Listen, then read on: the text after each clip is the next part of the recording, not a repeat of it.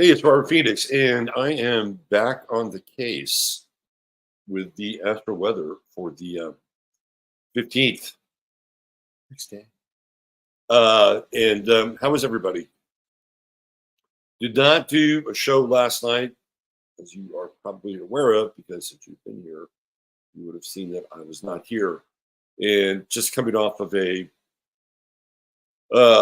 just a blitzkrieg weekend of returning my mother's ashes to her resting place. And it was an interesting Mercury retrograde kind of experience on a number of levels. One of which impacted me indirectly, and directly impacted people that were part of my traveling crew. But besides that, it was a great opportunity to reconnect with some people that I hadn't seen in decades, really.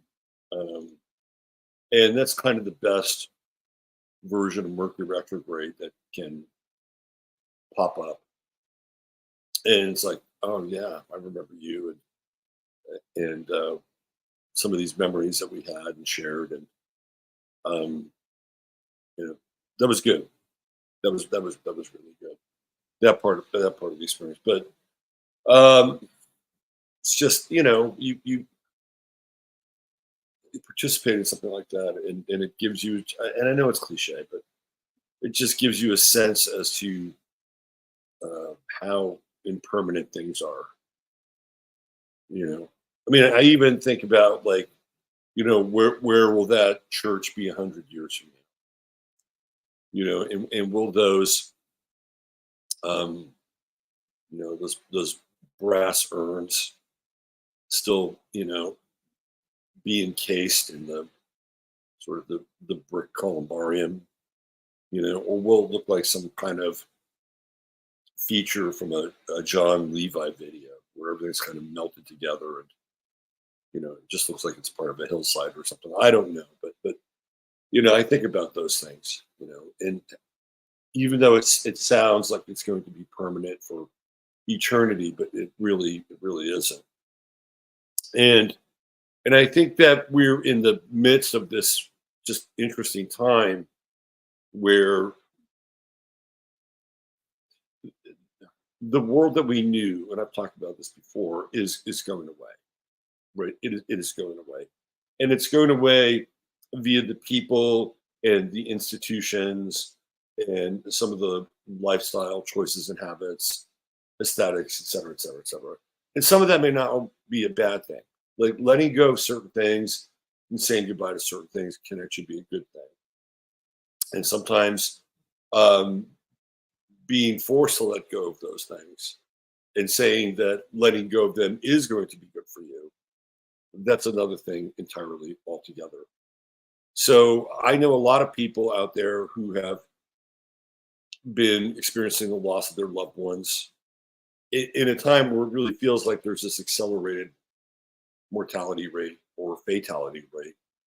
And I mean, you can just probably cruise through chat, and somebody's either knowing somebody that's in the hospital, has passed recently, right, or is in some state of being infirm. I mean, I think it's much more part of our story than maybe at any other time.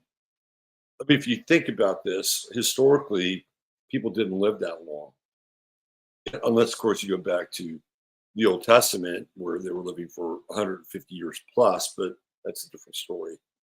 There was very good chance, and back in the old days, you wouldn't make it past 65. Like 65 was really an old person back in the day. So now we have people that are living much longer into their late 70s, early 80s, and even 90s, and there seems to be a whole cluster of them, right? These Pluto and Cancer, like the sort of the late Pluto and Cancer people, like my mother, who were born in the late 1930s, 38, 39, 40, sort of ramping up and getting into that baby boomer zone, which starts to take place in 1942. And so we have this big group of people, large group of population, and they're all leaving, right? Like this is going to be one of the largest um, mass die-offs in history. It's just the way it is, the way the numbers have been set up.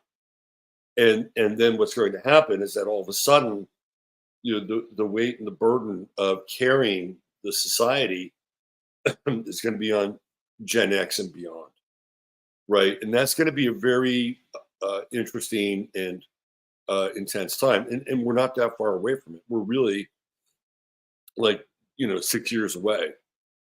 This whole 2030 date, and the makeup of the demographics of who we are going to be vastly different in as short as 4 or 5 years. So this is a time where there's a lot of sort of, I would say, bittersweet kind of either memories or feelings, because the world that these people once represented is going away. It will never return again. And there's no guarantee. And it's like, well, do we really want to recreate, Main Street America in the 1950s? I don't think so, and it's not even possible. It's not possible. But there needs to be some progression towards a more interesting novelty, right? I mean, that's really how this game is supposed to work. Right? There's a progression towards a more interesting novelty. And when I say novelty, I'm not talking about things that are there to grab your attention and become a pastime and basically distract you. No, novelty in the sense that the interaction with materials, the interaction with the creative process creates novel environments or novel inventions or novel artistic creations. And that's really how this game is supposed to work, right? This is not novelty in action, is the act of creation, is the manifestation of God into the complexity and order of our everyday lives. And if we have that, then we have a formula for being able to theoretically move through time and space. And part of the novelty experience is letting go of the old, and there's something new that comes. But the something new has to come from this organic place inside of us, and not necessarily these stacked talking points, like you're going to eat this food and you're going to wear this product and you're going to be online X amount of time, and the car that you drive you're going to have to plug into. Wait, this is not novelty. This is far from novelty. Like these are chains. These are chains, and these are bullet points and talking points to corral people. And there's nothing novel about it. So anyway, this is part of the challenge, I think, that a lot of people have, is that we're in this slightly existential crisis or throes of this old world that's going away, and some of which, by the way, needs to go away, and this new world which hasn't emerged, and yet we see the custodians of the new world, and they're all wraith-like, and they really don't have our best interests at heart. It's really just a herding and harvesting and culling process. That's all it is. So this is why I think during this time, and especially in the aftermath of the eclipse, which we really haven't talked about very much, that there are a number of uneasy people.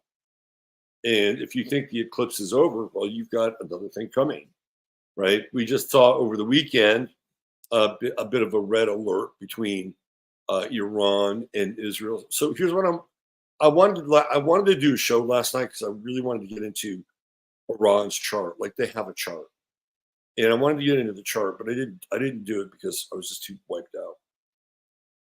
One of the things I want to say about the whole Iran-Israel thing, and this has nothing to do with the astrological components of it, except maybe the astrological components of our time, is that be very careful what you read, and be very careful about how you process that information, and be very careful about believing the official narrative, because none of us really know, right? We don't really know what Tehran's relationship with Jerusalem or Tel Aviv is. If you think you do, you're probably only seeing part of the picture, right? So there's a possibility that all of this could be staged, completely staged, and throw us into uh, a World War III scenario, right? Now that said, we could have some real action, things getting hot and kinetic in that part of the world. Remember, this is all post eclipse, and my feeling about the eclipse was that it was an initiatory period for the next 3 years, and that what we're going to see after the eclipse is going to mark the time of what happens post eclipse. And remember, in 2017, we did not see the effect of the first eclipse until about 2 years later, when Donald Trump was deep into his first term as president, and we saw the division of the country really take place, right? From an ideological standpoint, it was happening. And then from a legal standpoint, it certainly happened when he disconnected the states from the union on March 13th, which was the day that he passed the first executive order for COVID. Very big moment historically in our country's story. So the eclipse is still ongoing, and we have to sit back a little bit and just view what takes place over the next few weeks and few months, because I guarantee you we will see it. We will see the effects of the eclipse, and we've already talked about what they could look like. So I'm not going to go back down that trail and rehash everything we talked about with the eclipse. Anyway, why don't we get into the weather, and that'll help us get into present time. And then, of course, we'll do our True Hemp Science Star of the Day. Before I do that, please hit the like button if you enjoy the content. Subscribe if you'd like more. And there is a link at the bottom for a cup of coffee if you would like to buy me a cup of coffee. I have finished my coffee today. I'll tempt you. Maybe I should read the grounds. Well, it doesn't look good.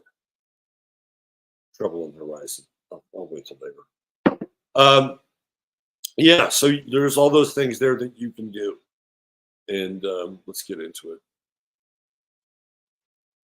Okay, here we go. I hope everybody is being very responsible today and filing all of their income taxes on time with all the appropriate deductions and credits and everything that goes along with having a happy, healthy tax return, so that we can send a lot of that money that you're sending our friends in Washington, D.C. to foreign countries. And we can help them experience more liberty, more independence, and more freedom. Think about it. You're really just spreading the American dream. It's kind of like, fertilizer, manure, except you're not getting it. Okay, here we go. Moon in Cancer. Ah, yes. The moon in Cancer. We talked about this moon in Cancer. We talk about it a lot. And it happens to be very domestic. It's very domestic. It's very protective. It is very defensive. This is what the crab represents, the defensive posture, right? It never goes on the offensive, but it will defend its little crab shell or little crab nook to the death, especially as little crabs along with it. It's in the third decan, which puts it in the Piscean decan. And it tends to be a bit more sacrificial here in this decan. And now, we're not quite in that complete opposition with the moon in Leo and Pluto. And boy, oh boy, oh boy, when that's going to happen. So by this time tomorrow, we've got that moon-Pluto opposition in fixed signs. And you're going to run into some people tomorrow that the shit is going to be entrenched, right? Like, you are going to run into some emotional situations tomorrow where people are feeling a certain way about things, and they are not going to hold back. They're going to let you know all about what they're feeling, right? And so today's part of that. The thing about Cancer is Cancer has a tendency to be, there is a good quality of Cancer that's preemptive. So, for instance, let's say you're feeling a little insecure about your ability to provide food for yourself in case, oh, I don't know, the power went down or something like that. So that's where cancer becomes preemptive. It's like, well, we need to feed ourselves. We need to take care of ourselves. I think we should probably go buy some spam or whatever, right? Like that is preemptive cancer.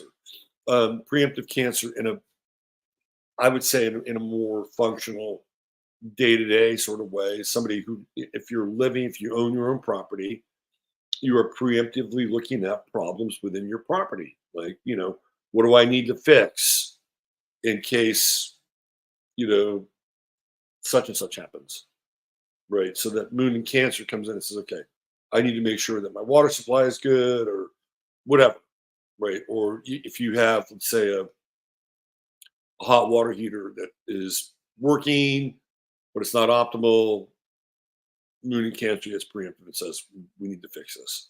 That's the best version of that preemptive moon and cancer. The other side, which is not so positive, is that it can be very defensive. And in Pisces, there's a lot of imagination. So there's a lot of imaginary threats or a lot of imaginary foes. But look, they've stoked our imagination with this premise that there are millions and millions of migrants, many of whom are of military age, here in this country. And I know a lot of you are internet sleuths, so you're cruising around and you're seeing these TikTok videos or you're seeing these videos on Twitter, and they're basically saying what's going to happen. That there are sleeper cells in this country, and at a certain point in time, it's going to be Operation Chaos, right? Wow, that's heavy news. That is heavy news. Now, is it real?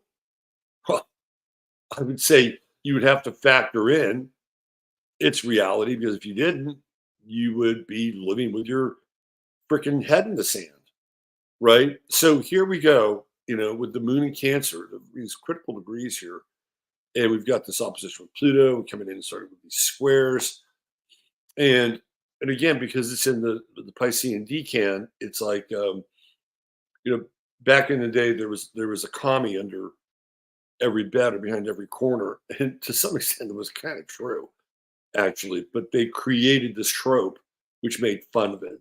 And so with this version of the moon today in these degrees of Pisces, people may be more hyper aware of other people in their environment that don't look like they belong there. Like, what is this person doing here? Why are they here? Right. So now we're into this territory that straddles the line between having your high beams on and or being paranoid slash xenophobic. Like that's really where they push people. Oh, look at you. You're a xenophobe. They're just so and so from such and such, and they're here for the following reasons. Lighten up, man. It's the American dream, right? So we're this is an interesting day, really interesting day. And it's a Monday, and a lot of news breaks on Monday. We cannot talk about the moon and Cancer without talking about the housing market and its opposition with Pluto and the economy overall in general. I would expect that we would hear more stories today about what they're doing with the so-called migrants, where they're living, how much they're getting. All that stuff is leaked out to piss people off.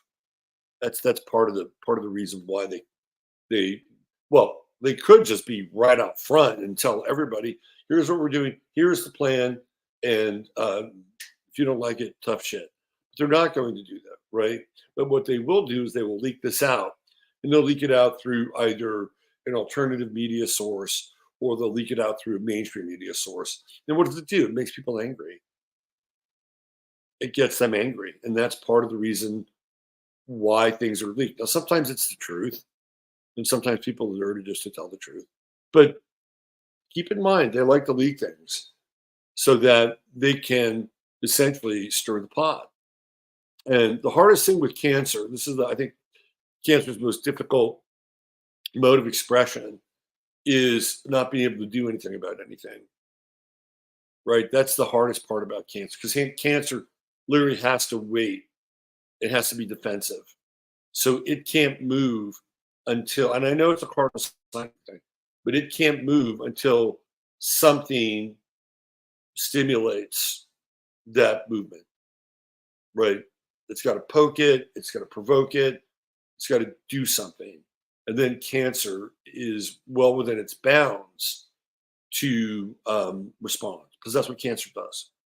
If cancer goes on the offensive, it does not work.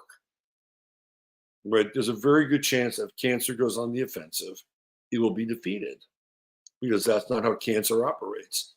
Right? I have Mars in Cancer, and one of the few times in my life where I stuck my head into something and actually started a conflagration with another person, it did not go well.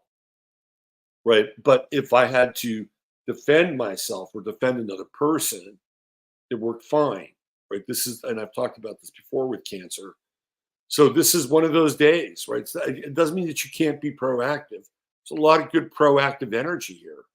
We have Saturn, we have Mars coming in, Moon, Neptune. So you do want to be proactive, right? So if you get into this T-square trigger and you are feeling a bit insecure with the overall situation in the world, yeah, you can get totally proactive, but it has to be within certain bounds, right? I mean, what I mean by certain bounds, it means that you're taking full responsibility because we go back up here and we talked about this Mars Saturn conjunction before Mars crossed over Saturn, and we're talking about the individual taking responsibility for everything in their life, whether it's their health, whether it's their spiritual or religious beliefs, whether it's their own sense of autonomy. Right? This has been a big period, especially during this eclipse in Aries, right? Because that's what Aries is all about. It's all about autonomy. So here we have another version of autonomy, and in a lot of ways, this version is much more long term, right? So you want to look at long term results.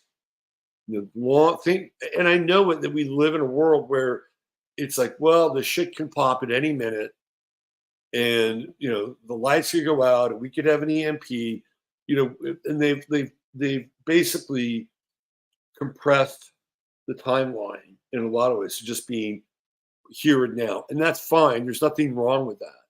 Being here and now is probably where you want to be, but being here and now with a lot of noise and fear and expectation can be debilitating, right?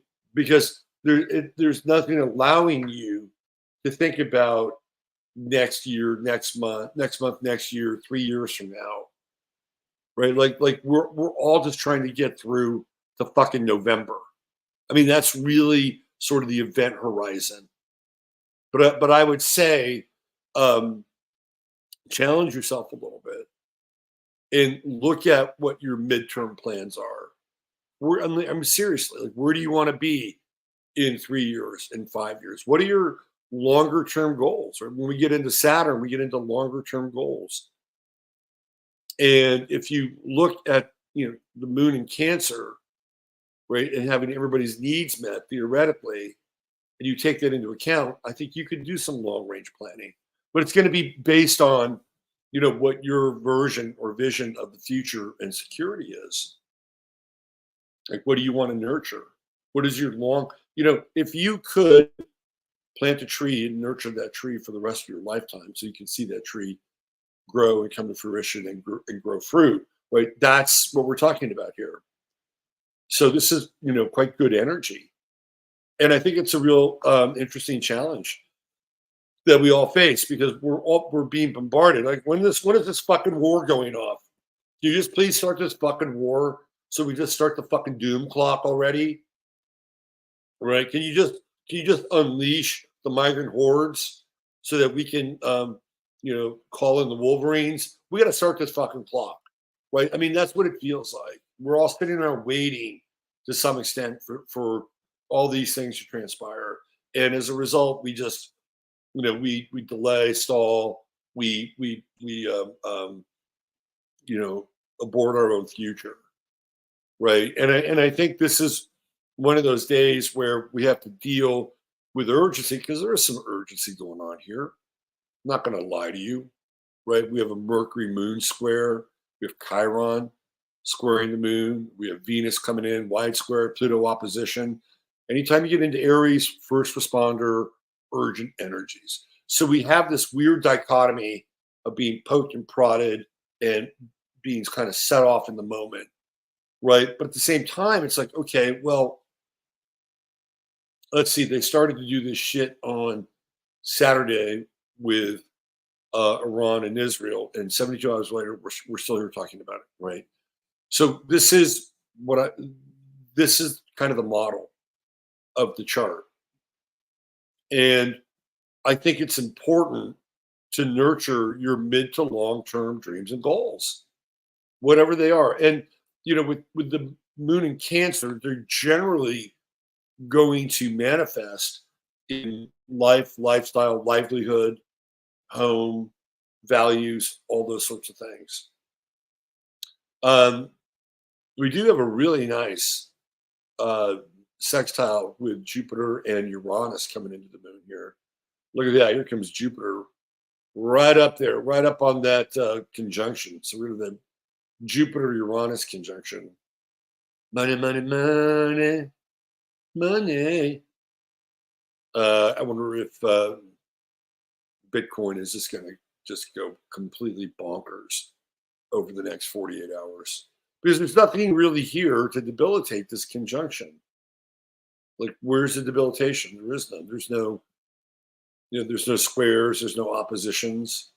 Maybe within 2 days, when the moon goes into the final degrees of Leo, we start to square Jupiter to Uranus, and we have to deal with things like credit card bills or unpaid debts, or some people say, fuck it, I am going to put it on the credit card. We're going on vacation, right? We're going to get in one more vacation before the doomsday clock hits. We might get some of that with the moon in Leo. But today is a good day, I think, for investments. Look for investments. What are you investing in? Where's Vesta? There's Vesta. Vesta's in Cancer. So that's theoretically what you should be investing in. We get the word investment or Vestal Virgin from the asteroid Vesta.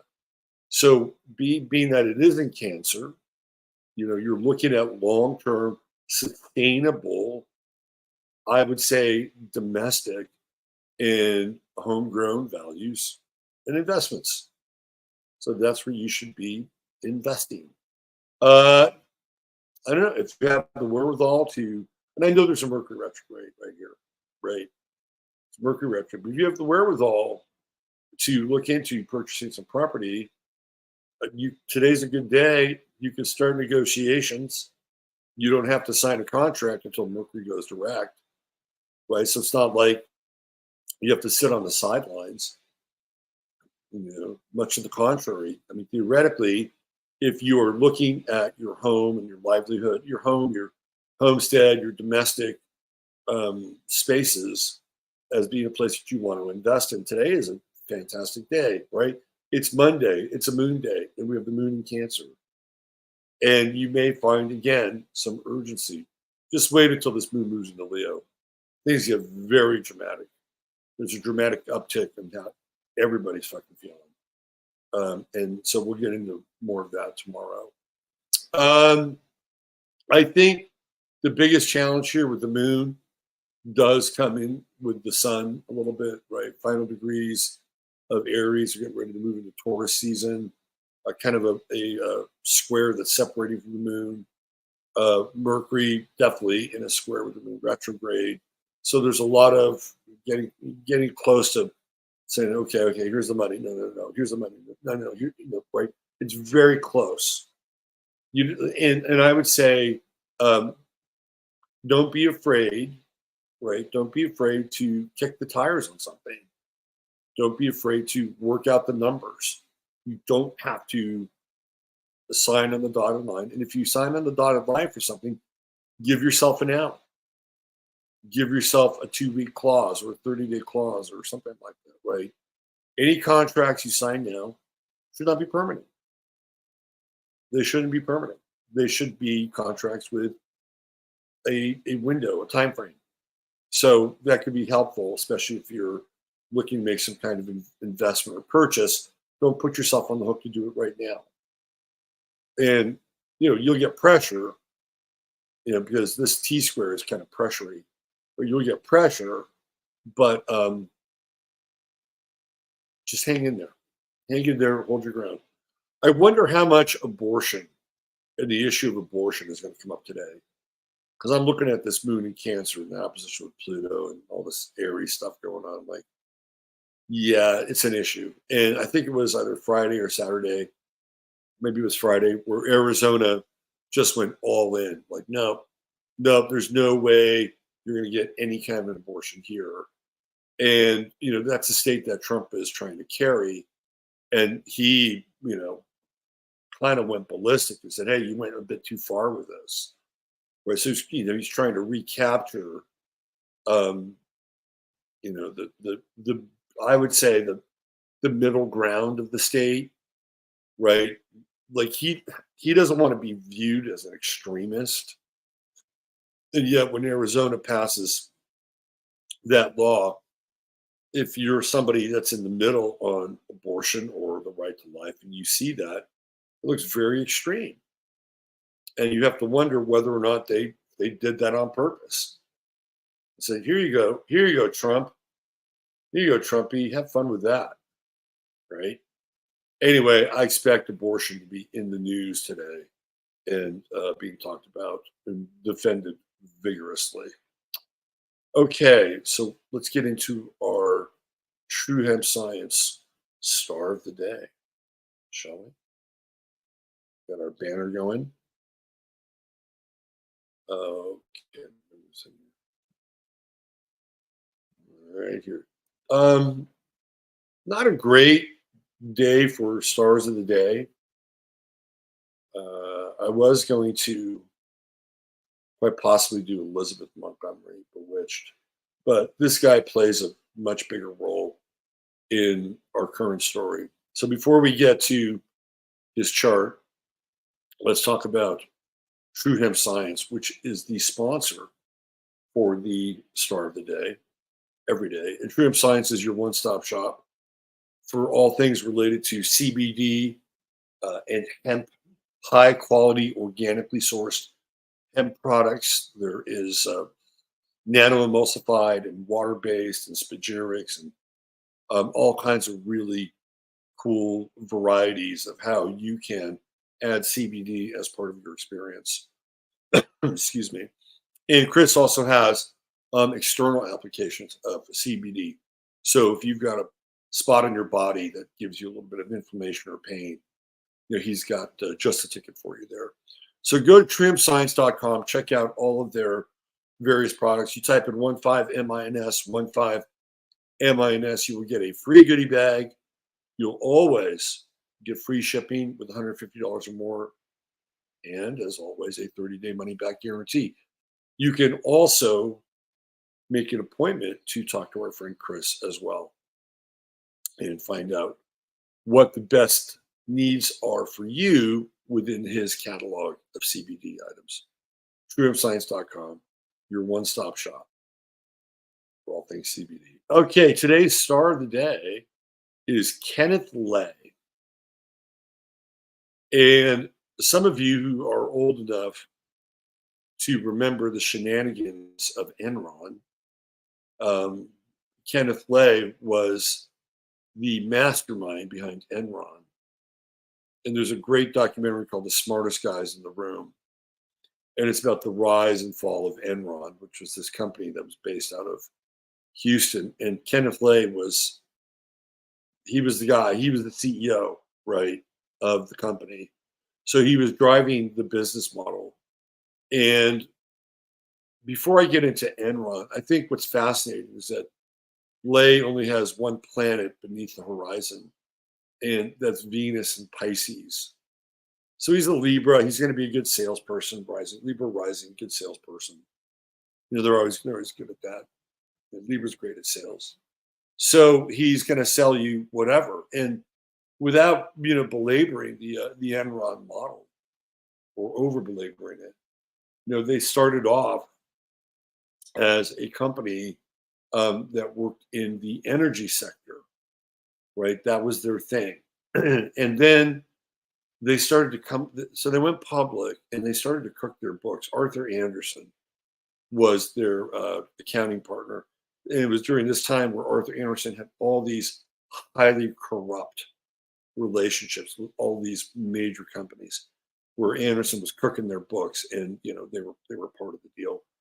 So Enron went public, and they had a major stock run.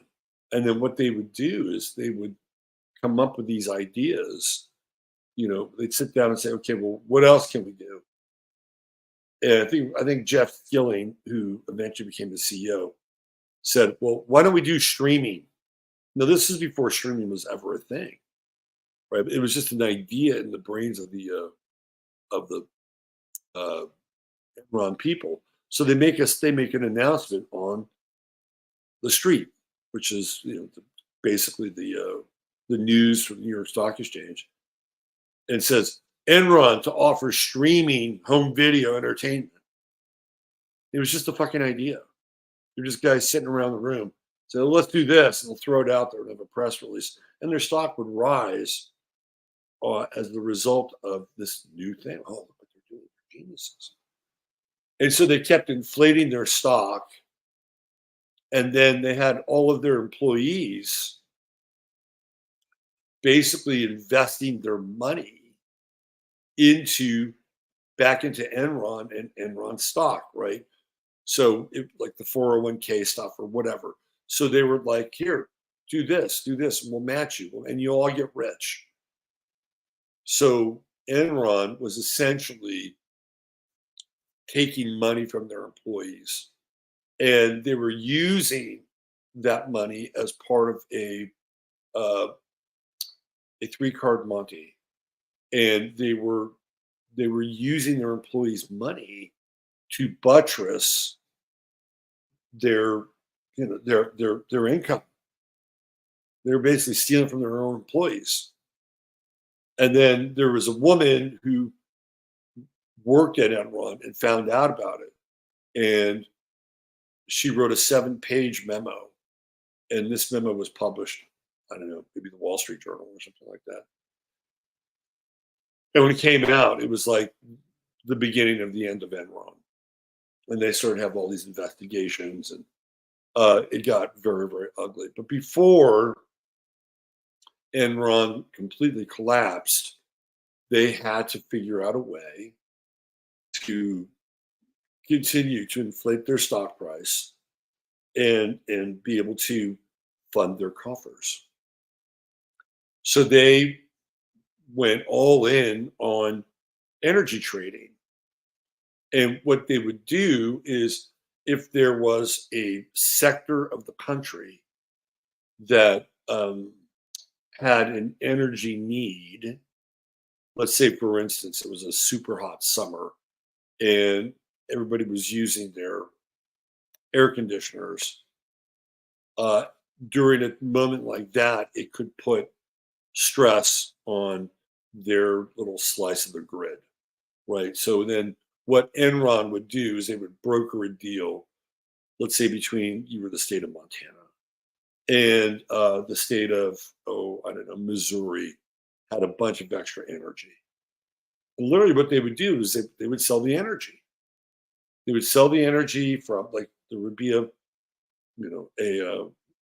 PUC or a couple of PUCs in Missouri. They'd say, okay, yeah, we'll throw X amount of energy in this direction on the grid in Montana. We'll get it. So Montana would pay for that, and Enron would be in the middle and make money for brokering the deal. And this came to its head in California in the year 2000. And by this time, Pete Wilson had become the mayor, not the mayor, the governor of California. Again, he'd been the governor before. And one of the things that Pete Wilson did is he shut down a couple of key, but small. They weren't huge, but they were like these power plants and repeater stations that were on nodal points of the California grid. And he shut these two down. And I remember that summer, it being a very hot summer, and or even going into the fall.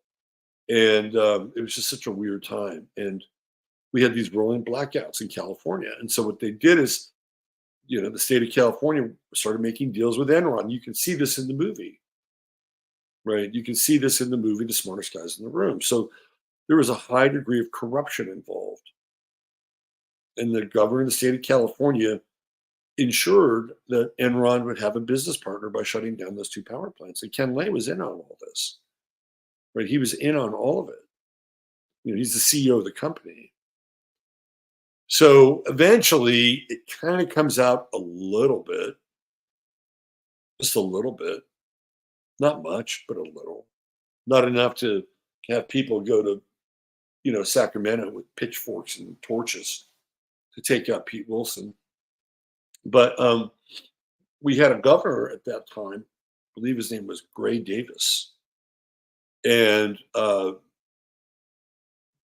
of a sudden, Gray Davis was a bad governor, and they had to recall him. They had to get him out of office. He was the governor that followed Pete Wilson. So we had this big recall in California. This was around 2002, if I'm not mistaken. And I had read that in the run-up to this recall, that there were some people that had been spotted together at a hotel in Los Angeles. And those people were Warren Buffett, Pete Wilson, Kenneth Lay, and Arnold Schwarzenegger. And the reason why they had all assembled together was that their plan was to make Arnold Schwarzenegger the governor of California so that he could make sure that none of this Enron stuff got out. And I don't know why they wanted Gray Davis out of there, because he knew where all the bodies were buried. And yet Gray Davis must have been so terrified of his life and his family's life that none of it ever came out. So this is one of the last sort of public sightings of Kenneth Lay, because eventually he would be arrested. He'd be put on bond. It was a cheap bond. It wasn't like a huge bond. And supposedly he died on 3/11 of the following year, which was 2003, if I'm not mistaken. I have his death chart here, in Colorado. When I heard that Kenneth Lay died, I had serious doubts that this had actually occurred, because he was a very close friend of George Bush's, and he was from Houston, like the Bushes, and was deeply involved in building Houston up as this cultural city. So in as much as he was kind of like a Robin Hood character, I guess, maybe, and he was deeply involved in Houston becoming a city for the arts, and he just didn't want to build up Enron. He wanted to build up the entire city. And remember, the Houston Astros, when they first opened their new stadium, the name of the stadium was Enron Field. So who is Kenneth Lay anyway, astrologically? And what made him Kenneth Lay? Well, again, there's not much below the horizon. So he's not going to be into a ton of personal development. And the personal development he does have is going to be in the world. And I think in a lot of ways, the most telling aspects or planets in his chart are Saturn and Uranus, which are in the 8th house, right? So he's going to be hidden. This is like the power behind the throne. And even with the true node in the 12th house in Virgo, His motivations are quite hidden. You know, Neptune, oil, gas, right? And they're gambling on it. They're gambling on energy. This is exactly what's going on here. Jupiter square, right? Mars square, ninth house. And, you know, he's always got kind of more than one story or kind of more than one tale. Um, and again, you know, you see people like this all the time. You know, they invest heavily in their city and their community, so they have people to kind of buy into like who they are. Oh, he's a great guy. Look at he just donated all this money, so you know we can have an opera center or you know inner city, you know, hip hop art gallery. Who the fuck knows, right? But that's what happens. And Kenneth Lay was one of those people. So he traded good works for bad deeds or bad deeds for good works. It's weird, but it happens, right? And so you get this with Saturn in the eighth house. There's a lot of kind of power behind the scenes, and I do think Uranus here has a lot to do with power, and even that sextile with Pluto, more power. Now he's got Chiron in Leo, so it was rumored that he had a heart attack. I guess if you're going to have a heart attack, Chiron in Leo would be, I would say, the perfect Chiron to have a heart attack with. But again, South Node in Pisces in the sixth house and squaring up against Jupiter. And I think this is very deceptive. He's got a chart that's kind of built on deception, and especially those squares, the Mars square to Jupiter and the Mars square to Neptune. I said Jupiter square to Neptune, Mars square to Neptune. That's all very deceptive, very, very deceptive. And you know, Sun, Moon, Mercury, all in Aries. So he's not. I'm sure he's capable of some degree of long-term planning, especially with Saturn here. But this guy is all about making moves in the now, right? In the now. And when it came time to getting himself off the hook, he put Jeff Skilling, who had been part of the Enron team, in charge and made him CEO. But Jeff Skilling at the end started to take the bullets, and Kenneth Lay sort of retreated back into his eighth house or retreated back into his 12th house. And I just think that there is, when you get into these Jupiter squares, there's just, you know, rampant speculation. And I don't think this is a guy who is good with his word at all. When you get a Venus Jupiter square, he'll promise you anything. Oh yeah, sure, no problem, no problem. We can do this, we can do that, we can do this. But no, you can't do it. You'll hope you can do it and cover your ass to cover your debt, but you're not gonna commit to anything that's measurable or fixed, because that's not how this Venus, which is mutable, right, squaring off against Jupiter over here, which is also mutable. So you'll agree to anything, and then hopefully down the road it pays off. I don't think this is a great chart. I mean, I do think that if you want to get rich quick, these sextiles can be very, very helpful. And I know that he probably spent a lot of time perfecting his contacts and his networks. And let's face it, Enron was his cash cow. Enron was the handle at the slot machine, right? And he was using everybody else's quarters in order to play it. And it was not uncommon for companies during the 2000s, like Enron, to have these relationships, because that's when a lot of these companies were you know, using stock prices, and they would go in really high at the beginning. You know, it's kind of like Truth Social. Where's Truth Social now? It's down about half.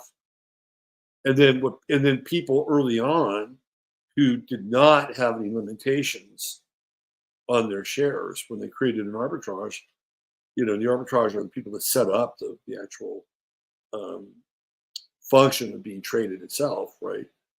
They can use those shares at any time. So if Truth Social goes, you know, live at $85 a share, they can sell all their shares at $85 a share, and they probably got them for about half a cent a share because they set it all up, right? That's what was going on in the 2000s, and there were all these companies who had all these get rich quick schemes that went along with the internet. And Enron is, they're a cousin of that. When they started to be like, oh yeah, we can do streaming. We are going to have a streaming entertainment service as part of Enron. It wasn't even their business model. It sounded good. Hell, they were way ahead of the curve. It wasn't unfeasible, right? They were just throwing all this spaghetti at the wall to keep their stock price up. And then they started to manipulate energy all around the country. It's a really dastardly business model. And Kenneth Lay is the guy that was in charge of it all. And he was a buddy of Bush's. And if you had any kind of resistance against the Bush government or the Bush regime, people that were in his particular orbit were just as nasty as he was. And I throw Kenneth Lay in that mix. And I don't know whether he died or not that day. It would have seemed to be pretty convenient to be able to potentially arrange something so that you wouldn't have to go to prison. And maybe he did die. Maybe the stress of it all with that Chiron and Aries got to him. But then again, maybe he didn't. All right. That's your True Hemp Science star of the day. Kenneth Lay. Banner. So I'm not going to have a 15 minutes today, but I did want to just chime in with some astrology. And I think what I'm going to do is tomorrow, we're going to get into, of course, the Astro Weather. And I want to talk a little bit about O.J. Simpson tomorrow and his chart in general. And then how I feel like O.J. Simpson is this really pivotal character in American history in ways that we don't even really understand. So I'm going to have the part 2 of O.J. Simpson on 15 minutes. And that's where I'm going to get into the social dynamics and social ramifications of O.J. Simpson, which I've been talking about for well over a decade now. But it seems timely and everybody else is talking about it. So join me back here once again for the Astro Weather. I hope you've enjoyed today's presentation. And be sure to hit like and subscribe, and feel free to buy me a cup of coffee. And now that my mother's memorial is behind me at this point, I'm clearly open for business with readings and consultations. So if that's something that interests you, there's a link down there in the show notes where you can make an appointment. One of the things that I am quite good at is relocation. So if you're thinking of moving, partner-wise, timing-wise, location-wise, you may want to look at that. But I offer a whole suite of services over there on my website as well. All right, take care, everybody. Have a great day, great night, great evening, great morning, wherever you are. Blessings to one and all. Bye for now.